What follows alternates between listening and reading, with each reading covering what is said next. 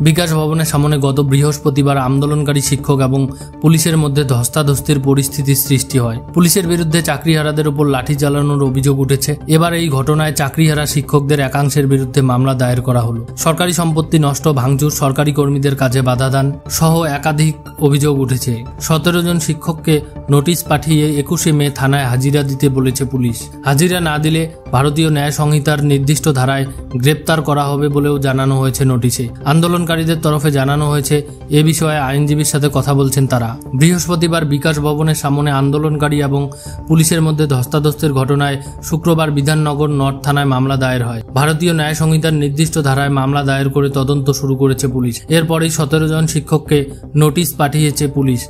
তাতে তারা জানিয়েছে ওই শিক্ষকেরা সরকারি সম্পত্তি নষ্ট, ভাঙচুর, সরকারি কর্মীদের কাজে বাধাদান করেছে বলে তদন্তে জানা গিয়েছে। তাই তাদের জিজ্ঞাসাবাদ করা প্রয়োজন বলে জানানো হয়েছে নোটিশে। 21শে মে আগামী বুধবার সকাল 11টায় থানায় হাজির হতে হবে ওই শিক্ষকদের। উপস্থিত না হলে নির্দিষ্ট ধারায় তাদের গ্রেপ্তার করা হতে পারে বলেও জানিয়েছে পুলিশ।